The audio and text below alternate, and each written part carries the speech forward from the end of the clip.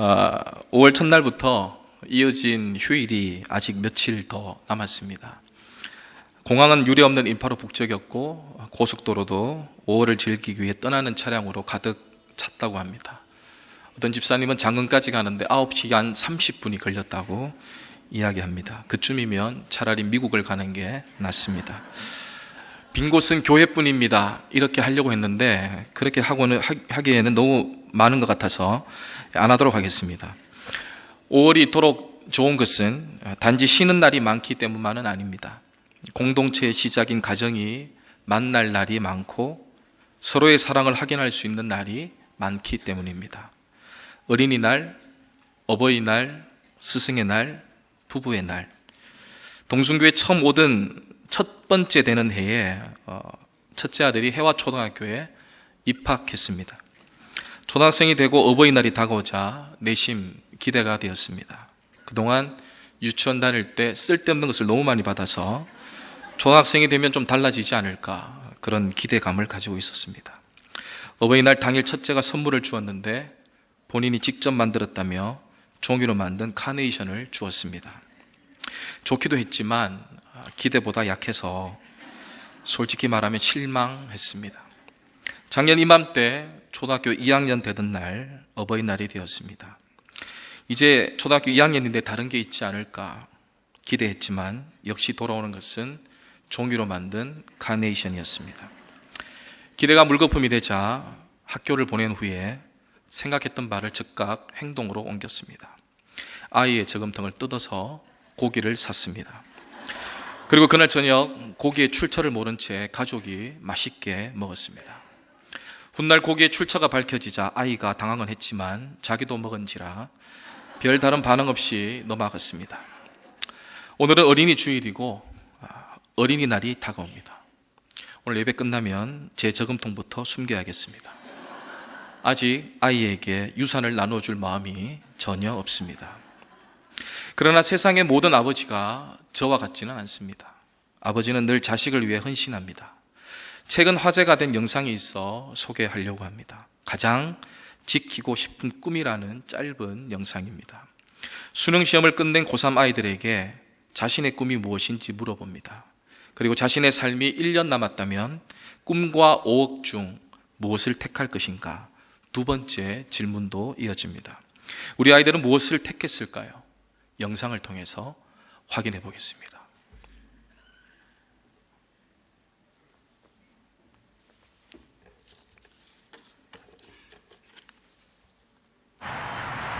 아이들은 자신의 꿈에 대해 어떤 생각을 갖고 있을까요? 한 고등학교를 찾아가 청소년의 꿈을 스케치하다라는 주제로 의식조사 프로그램을 촬영하기로 했습니다. 안녕하세요. 수능 잘 봤어요? 다들 시선을 피하는데 오늘 얘기할 거에 대해서 조금 학생들이 생각하는 꿈은 과연 무엇일까요? 질문지를 갖고 왔어요. 죽기 전에 꼭 해보고 싶은 당신의 꿈은 무엇인가요? 이게 버킷리스트라고 하죠, 요즘에.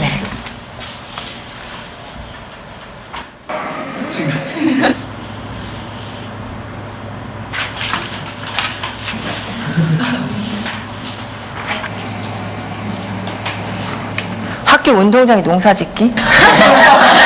이런 것도 있네요. 여기서 우리는 두 번째 질문을 해보았습니다. 앞으로 살 날이 1년밖에 남지 않았다면 당신의 꿈을 이루는 것과 5억 원이라는 돈을 선택하는 것 중에 어떤 걸 선택할 것 같아요? 꿈이요. 제 이름을 세상에 알리고 죽는 게 의미 있다고 생각합니다. 꿈을 이뤄서 5억보다 더 많은 돈을 벌면 돼요. 나 1년밖에 안 남았는데 끝까지 해야죠. 롤스로이스 타고 싶어요. 제가 먹고 싶은 치킨 먹고 튀기면서 살 거예요. 꿈은 솔직히 5억보다 더 큰 가치가 있다고 생각이 듭니다. 잠시만요.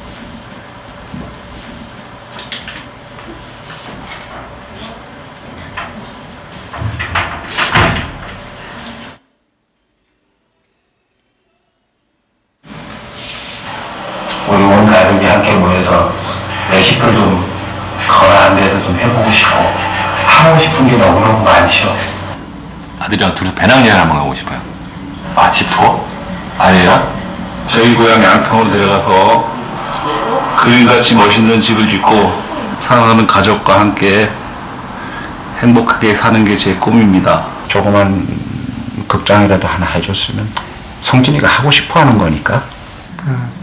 많은 추억이나 또 집사람한테 그동안 못 해준 거 그런 것만 생각나더라고요. 가족과 함께 여행을 하는 게 제 꿈입니다. 근데 할 수만 있으면 진짜 같이 한번 성진이 데리고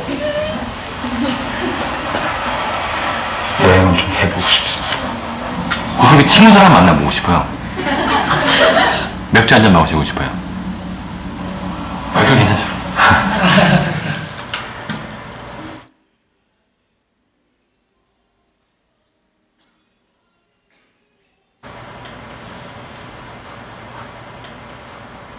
그러니까 제가 하고 싶은 걸 포기하고 5억을 선택하느냐? 지금 같으면 5억을 선택하겠습니다. 결론적으로 돈을 선택해서 주는 게 좋겠죠, 뭐나. 그건 당연히 5억은 가족을 위해서 선택하겠죠. 그 아버님이 좀 장병에 돌아가셨거든요. 이건 고통을 좀 많이 금전적인 고통을 많이 받았어요, 식구들이. 제가 한번 아파보니까 주변은 다 필요 없고 가족이 제일 중요하더라고요.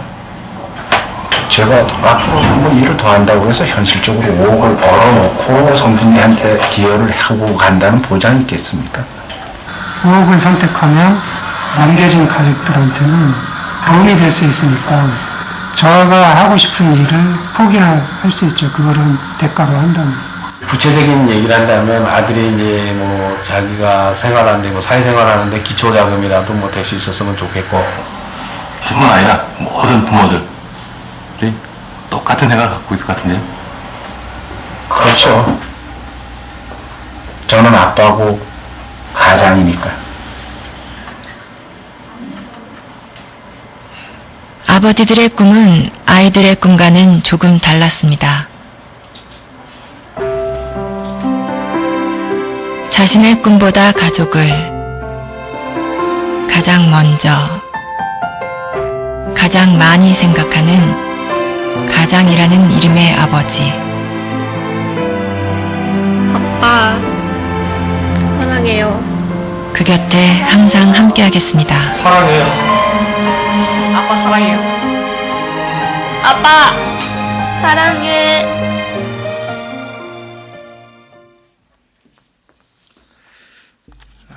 앞에서 우스갯소리로 첫째 이야기를 드렸지만 부모 자녀 사이에는 그 논리적으로 이해할 수 있는 관계가 아닙니다. 주고받는다는 개념으로 따진다면 자식 키우는 일만큼 부모 입장에서 손해보는 장사가 없습니다. 세상 어떤 사람이 아무런 조건 없이 돈과 시간과 정성과 마음을 오랫동안 투자할 수 있단 말입니까? 부모와 자식 관계는 조건으로 따지는 관계가 아닌지라 내 마음에 들지 않아도 뗄래야 뗄 수 없습니다. 표현하지 않아도 울컥하는 뭔가 뜨거운 감정이 있는 관계입니다. 오늘 본문은 비유입니다. 비유란 직접적인 설명이 아니라 비슷한 현상이나 사물에 빗대어서 설명하는 일입니다. 그러니까 이 이야기는 단순히 아버지의 재산을 챙겨 집을 나간 아들, 그 일을 용서하는 아버지의 이야기가 아니라 하나님과 우리의 관계를 말씀합니다. 아버지는 하나님이요, 아들은 우리의 모습입니다. 세상에서 가장 큰 아픔 중 하나는 이처럼 소중한 부모와 자식 간에 금이 가는 일입니다. 하나님은 우리의 아버지가 되길 원하십니다. 하나님은 오늘 본문에 등장하는 아버지처럼 끝없이 희생하시고 참아주시고 사랑하십니다. 그러나 우리는 끝없이 하나님의 사랑을 저버립니다. 그래도 하나님은 포기하지 않으시고 참아주십니다. 이와 같은 내용은 성경 전체에 흐르는 주제입니다. 그리고 어떤 이런 이야기가 압축된 것이 오늘 본문의 말씀입니다. 오늘 본문의 시작은 어떤 사람에게 두 아들이 있는데 라고 시작합니다. 아들이 둘밖에 없으니 얼마나 좋겠습니까? 두 아들이 있다고 시작하는 것을 보니 두 아들은 서로 비교 대상인 것 같습니다. 우리는 본문 12절에서 금방 알아차릴 수 있습니다. 12절을 함께 읽겠습니다. 그 둘째가 아버지에게 말하되 아버지여 재산 중에서 내게 돌아올 분깃을 내게 주소서 하는지라. 아버지가 그 살림을 각각 나누어 주었더니 어느 날 둘째가 유산을 나눠달라고 요구할 뿐 아니라 자신의 목을 당장 써버릴 권리까지 달라고 합니다. 대개 유산은 분배를 했어도 아버지가 살아있는 동안에는 유산의 권리가 아버지에게 있습니다. 지나친 둘째 아들의 요구는 이제 아버지는 없어도 된다는 말과 같습니다. 극히 공격적이고 무례한 행동입니다. 그 후 본문은 일체의 배경 없이 아버지는 살림을 두 아들에게 나누어 줍니다. 말씀을 준비하면서 끊임없이 드는 생각은 이 비유에 등장한 아버지의 모습에서 아버지가 된다는 것이 얼마나 어려운 일인가를 느낄 수 있었습니다. 아버지는 틀림없이 재산을 챙겨 집을 떠나는 둘째 아들의 미래를 가늠할 수 있었을 겁니다. 재산이 주는 호기로움으로 인해 한때는 잘 나가겠지만 재산은 한순간에 물거품처럼 사라질 것이고 그 후의 삶은 처참하기 짝이 없을 겁니다. 그렇다면 왜 아버지는 아들의 요구에 거절하지 않았을까요? 아버지에게 아들은 꿈이었기 때문입니다. 오늘 영상에서 보았듯이 이 땅의 아버지에게 가족과 자식은 자신을 희생해 지켜야 할 미래이자 꿈입니다. 만일 아버지의 꿈이 농장의 확대이거나 부를 축적하는 일이라면 아들의 요구를 거절했을 겁니다. 그러나 아버지에게 꿈은 오직 아들이었습니다. 말씀을 준비하면서 아들 셋을 불러놓고 아들들아 너희는 아빠의 꿈이다 라고 말했습니다. 그렇게 해보고 싶었습니다. 그리고 정말 이것이 진짜임을 가르쳐주고 싶었습니다. 한순간에 아버지와 아들 사이에 어색함이 감돌았습니다. 뭐래? 헐? 말 못하는 셋째는 어버이날마다 종이 카네이션 주는 놈들한테 뭘 기대할 수 있겠습니까? 우리 목사님은 검도 3단입니다. 오늘 처음 강대상에서 밝히는데 저는 유도가 3단입니다. 우리 아버지의 유일한 꿈은 막내 아들의 금메달이었습니다. 메달 받아오는 날이면 주머니에 몰래 넣고 다니면서 친구분들에게 자랑을 했습니다. 근데 그게 낙이었습니다. 그러던 어느 날 운동을 그만두겠다 이야기를 드렸을 때 아버지는 하늘이 무너지는 느낌을 받았다고 합니다. 더욱이 목사가 되겠노라고 말씀드렸을 때는 차라리 우리가 연을 끊자고 말씀하셨습니다. 끝내 저는 목사가 되었고 아주 괜찮은 교회에서 사역하고 있습니다. 몇 년의 시간 아버지와 아들이 말없이 보내다가 아버지가 목회를 허락하셨을 때 제게 주신 말씀이 있습니다. 아들아, 목사가 된다는 것이 결코 쉬운 일이 아닐 텐데 목사가 되거든 바늘을 국수처럼 먹어라. 여러분, 이 말은 보통 수준의 말이 아닙니다. 마음에서 우러나오는 교훈 이상의 사랑입니다. 어떻게 바늘을 국수처럼 먹을 수 있단 말입니까? 그러나 정작 아버지가 바늘을 국수처럼 드셨습니다. 많은 친척들이 자식 농사 잘못 지었다고 하셨을 때도 묵묵히 그 바늘을 국수처럼 드셨습니다. 목사가 되어 아버지를 생각해 보니 아버지의 꿈이 결코 메달이 아니라 자식이었음을 알게 됩니다. 세상의 모든 아버지는 이와 같습니다. 아버지의 꿈은 언제나 자식입니다. 그런 아버지와 자식 간의 사랑이 하나님과 우리 사이에도 나타납니다. 하나님은 우리를 자녀 삼으셨습니다. 시편 2장 7절은 내가 여호와의 명령을 전하노라. 여호와께서 내게 이르시되 너는 내 아들이라. 오늘 내가 너를 낳았도다. 그렇게 말씀합니다. 요한복음 1장 12절은 영접하는 자, 곧 그 이름을 믿는 자들에게는 하나님의 자녀가 되는 권세를 주셨으니 이는 혈통으로나 육정으로나 사람의 뜻으로 나지 아니하고 오직 하나님께로부터 난 자들이니라. 자격 없는 우리가 우리의 힘이 아닌 하나님의 명령으로 우리가 자녀 되었습니다. 혈통도 아니요 육정도 아닌 사람의 뜻은 더욱 아닌 오직 하나님으로부터 난 자녀입니다. 우리를 자녀 삼으신 하나님의 꿈 역시 마찬가지입니다. 그 꿈은 영원전에 계셨고 아들 예수를 죽이기까지 포기할 수 없었던 꿈입니다. 죄로 죽어 깨져버린 하나님 자신의 형상을 회복하는 꿈이고 아들 예수를 외면할 만큼 포기할 수 없었던 꿈입니다. 하나님은 세상을 포기하지 않습니다. 하나님은 우리를 포기하지 않습니다. 여전히 우리를 주목하시고 우리의 길에 빛이 되십니다. 우리는 하나님의 꿈입니다. 이 놀라운 사실이 우리를 향한 주님의 확정입니다. 스스로 여러분을 가볍게 여기지 마십시오. 다른 어떤 것과도 자신을 비교하지 마십시오. 하나님 보시기에 나는 나대로 가장 귀하고 소중한 존재입니다. 오늘 본문에 등장하는 아버지는 아들이 꿈이었기에 무례한 요구에도 불구하고 자신이 평생을 모은 재산을 나누어 주었습니다. 그러나 하나님은 재산 정도가 아니라 자신을 우리에게 주셨습니다. 왜냐하면 자신이 만든 꿈이 사라지거나 떠나는 것을 원치 않기 때문입니다. 우리는 결코 세상 풍파에 쓰러지거나 없어지는 시시한 존재가 아닙니다. 하나님은 언제든지 우리를 깊은 웅덩이에서 건져냅니다. 타지에서 방황하는 아들은 제 것이라 여겼던 모든 것이 아침 안개처럼 사라지자 비참한 생활이 시작됩니다. 오늘 본문 15절과 16절 말씀을 함께 읽읍시다. 가서 그 나라 백성 중 한 사람에게 붙여 사니 그가 그를 들로 보내어 돼지를 치게 하였는데 그가 돼지 먹는 지엽 열매로 배를 채우고자 하되 주는 자가 없는지라. 하나님의 꿈을 저버린 우리의 모습입니다. 이제 그 아들에게 주어진 삶은 평생을 빌어먹고 살아야만 합니다. 돼지가 먹는 지엽나무 열매로 배를 채우려 해도 양껏 주는 사람이 없습니다. 그가 죽든 말든 이제 그 주위에 있었던 모든 사람들의 관심 밖입니다.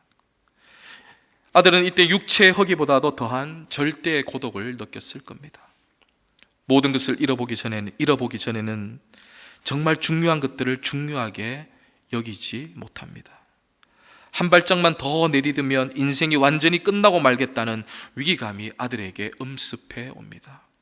그러나 모든 것을 잃어버린 순간에 우리의 선택은 결코 포기하거나 극단적인 방법이 되어서는 안 됩니다. 17절 말씀은 이렇게 시작합니다.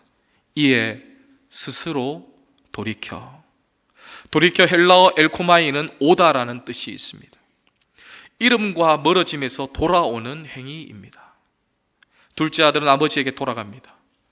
우리가 길을 잃고 헤맬 때 스스로 극복이 아닌 하나님께 돌아갈 수 있어야 합니다. 내쫓기는 한이 있더라도 매질을 당하더라도 아버지에게 돌아가야 합니다. 하나님의 매를 무서워하기보다 우리를 간절히 기다리는 하나님의 눈에서 눈물을 볼 수 있어야 합니다. 창세기 6장은 노아의 홍수의 이야기가 시작됩니다.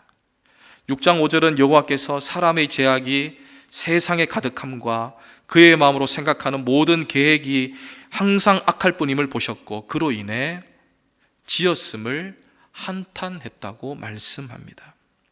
이쯤 되면 모든 사람은 심판의 대상입니다. 모든 사람은 겁에 질려 자신의 운명을 받아들여야 합니다. 그러나 유독 한 사람, 노아는 달랐습니다. 창세기 6장 8절에서 성경은 이렇게 말합니다. 그러나 노아는 여호와께 은혜를 입었더라. 입었더라의 다른 번역은 발견하였더라입니다. 노아가 무엇을 발견했을까요? 노아가 무엇을 보았기에 하나님의 진노를 피할 수 있었을까요? 아마도 노아는 자신이 만드신 세상을 뒤집어 엎을 수밖에 없는 하나님의 슬픈 얼굴을 보았을 겁니다. 노아는 하나님의 눈에 맺혀 있는 원망 어린 눈물을 보았을 겁니다. 지금이라도 돌아오라. 지금이라도 돌아오라. 하나님의 눈에 눈물을 본 노아가 어떻게 순종하지 않을 수 있겠습니까? 아버지의 눈에 눈물을 발견한 아들은 돌아갈 수 있습니다. 어느 자매의 아버지를 향한 사랑의 글이 있어 소개하려 합니다. 한자라도 빠뜨리는 것이 글을 쓴 자매에게도 도리가 아닌지라 담담하게 읽겠습니다. 고등학교 무렵 아버지의 연이은 사업 실패와 부모님의 별거로 벌써 7년째 아버지와 함께 가족의 생계를 책임지고 있는 여자입니다. 하루하루가 힘들고 지옥 같다는 생각으로 살아가고 있는 여자이기도 합니다. 아버지 또한 살아보려고 안 해보신 것이 없을 정도입니다. 많은 일을 전전하시다가 지금은 퀵 서비스를 하고 계십니다. 퀵 서비스라는 것이 그렇잖아요. 배달은 빨리 해야 하고, 그래서 빨리 달려야 하고, 그래서 그만큼 위험한 일입니다.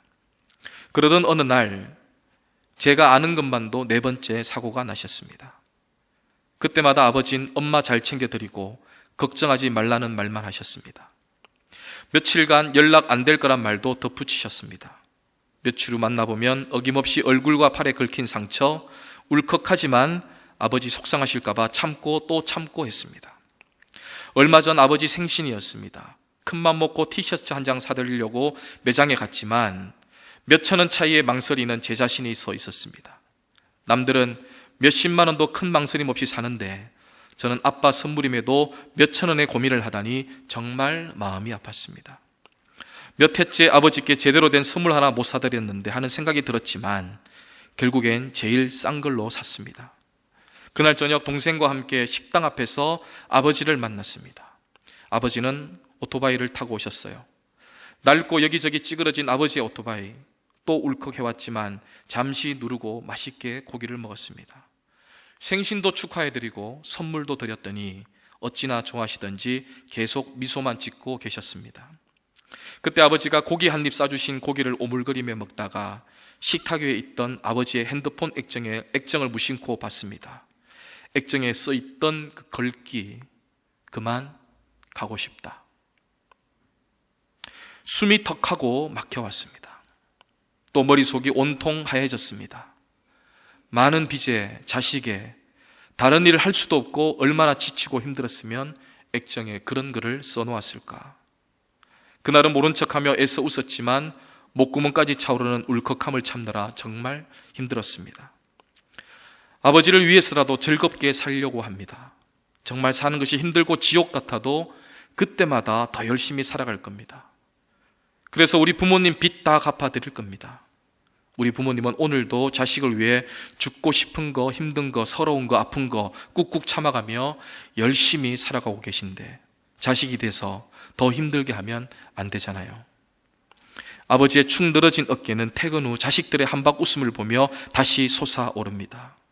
자식을 위해서라면 힘든 일도 고개 숙이는 것도 마다하지 않는 나의 아버지. 그런 아버지도 자식에게 단 한 가지 바람이 있다고 합니다. 내 새끼 건강하게만 살아가렴.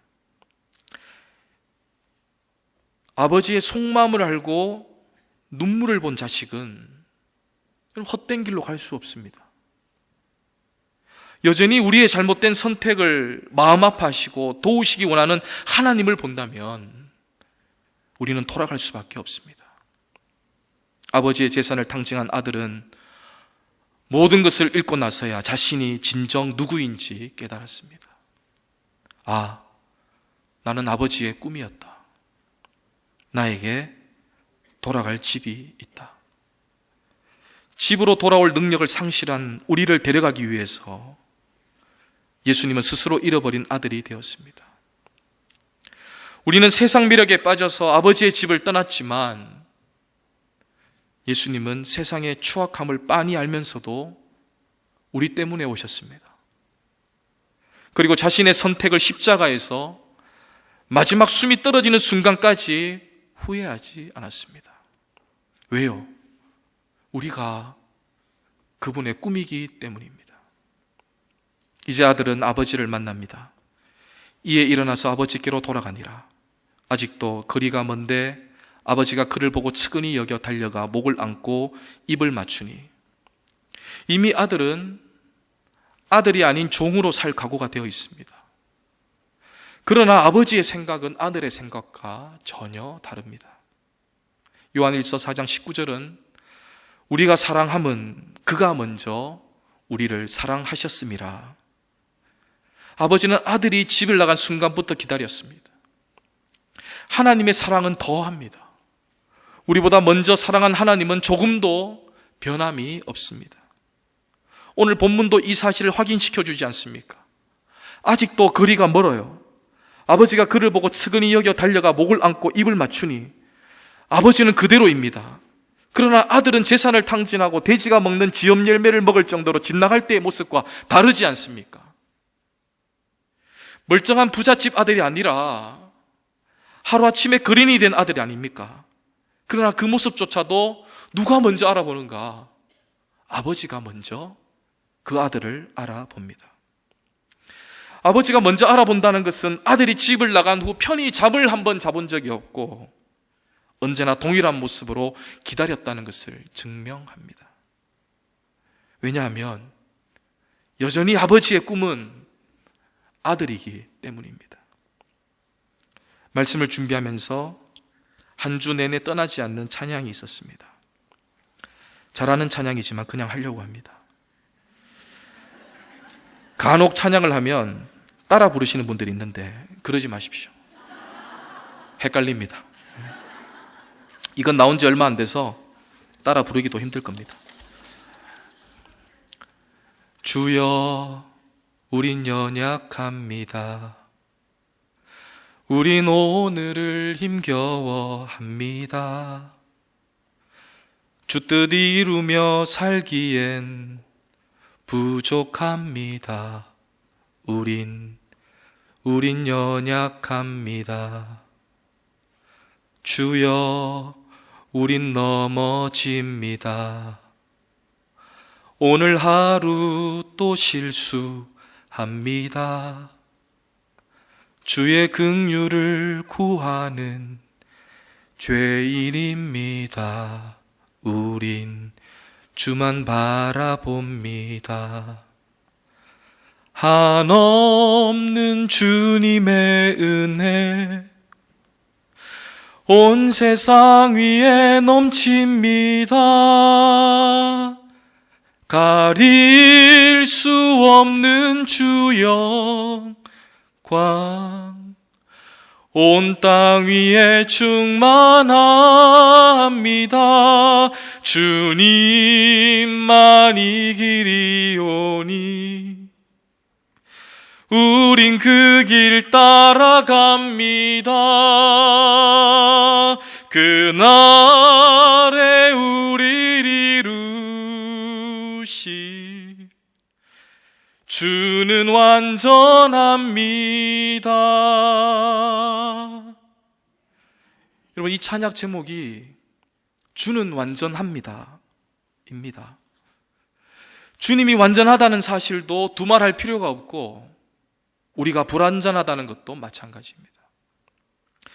불완전한 것이 완전한 것을 의지하는 게 당연한 것 아닙니까? 불완전한 우리가 완전한 주님의 말씀에 순종하는 것이 당연하지 않습니까? 그러나 우리는 왜 탕자처럼 말씀대로 살지 못하고 하나님의 기대 밖에 살아갈까요? 우리가 완전하다는 착각 때문입니다. 정말 우린 연약합니다. 숨길 수 없을 정도입니다. 하나님을 향한 다짐도 많은 재물과 권력 앞에 하루아침에 무너져 내립니다. 그때마다 드는 죄책감으로 고개를 들 수 없을 정도입니다. 그러나 여기서 멈추시겠습니까? 하나님은 언제나 용서할 준비와 사랑으로 우리를 기다리십니다. 지금도 또 한 명 잃은 자녀가 돌아오기를 기다리며 길모퉁이에 서 계십니다. 하나님은 지금도 양떼를 두고 한 마리 길 잃은 양을 찾아 뜨거운 사막을 다니십니다. 잃은 동전을 찾아 지금도 집안을 구석구석 깨끗이 쓰십니다. 우리를 그토록 사랑하시는 하늘 아버지가 우리를 기다리십니다. 우리가 돌아온다면 잔치는 순식간에 벌어집니다. 집으로 돌아와 잔치를 즐긴 다음 우리는 아버지와 함께 길모퉁이에 서서 잃어버린 더 많은 자녀들을 영접해야 합니다. 아버지의 꿈이 잃어버린 아들에게 있듯이 교회의 꿈도 잃어버린 양에게 있어야 합니다. 우리도 광야로 나가 잃어버린 양을 찾아야 합니다. 우리도 하나님 아버지와 동일한 꿈이 있어야 합니다. 그것은 집을 나간 자식에게 분노하는 것이 아니라 잘못된 길로 치닫고 있는 이들을 보고 슬퍼하는 겁니다. 또 집을 나간 자식이 돌아올 때 정죄하는 것이 아니라 좋아서 어쩔 줄 몰라 잔치까지 벌인 아버지처럼 기뻐해야 합니다. 집을 나간 자식이 돌아왔을 때 아버지처럼 풍족하게 축복해야 합니다. 이것이 바로 하나님의 꿈입니다. 이제 잔치가 시작되었습니다. 이번에는 단 한 사람도 그냥 지나치지 맙시다. 길을 잃은 장기길 석자가 돌아오도록 우리가 길이 됩시다. 신앙백도는 잃어버린 양들이 돌아올 때 완성됩니다. 말씀도 읽고 기도도 하고 전도도 하면서 정말 잔치가 잔치 되도록 합시다. 그렇게 준비합시다. 그들이 몰려올 때 우리의 가슴이 뜨거워집니다. 하나님의 꿈이 실현됩니다. 하나님 눈에 맺힌 눈물을 우리가 닦읍시다. 지금도 잃어버린 영혼을 찾아 그렇게 사막을 뒤지고 다니는 하나님의 그 발걸음을 기억합시다. 우리가 같이 걸어갑시다. 같이 하나님을 도와 잃어버린 영혼들을 찾아 나섭시다. 하나님은 그날에 우리를 통해 이루실 일을 기대하십니다. 우리는 지금도 여전히 하나님의 꿈입니다. 하나님은 우리를 사용하십니다. 함께 기도하시겠습니다. 사랑의 하나님, 얼마나 오랫동안 서서 우리가 그 먼 나라에서 돌아오길 기다리셨는지요. 우리가 죄인인 것과 하나님을 버리고 독립을 선언한 일이 얼마나 비참한 일인지 깨닫게 됩니다. 우리를 여전히 기다리시는 하나님으로 인해 기뻐합니다. 이제 아버지를 위해 어디로 가야 할지 보여주시옵소서. 잃어버린 자들을 찾아 아버지와 잔치 자리에 초청하는 꿈을 꾸게 하여 주시옵소서. 우리가 아버지에게서 발견한 기쁨을 다른 사람들도 알게 되기를 원합니다. 주여, 우리를 사용하여 주시옵소서. 예수님 이름으로 기도합니다. 아멘.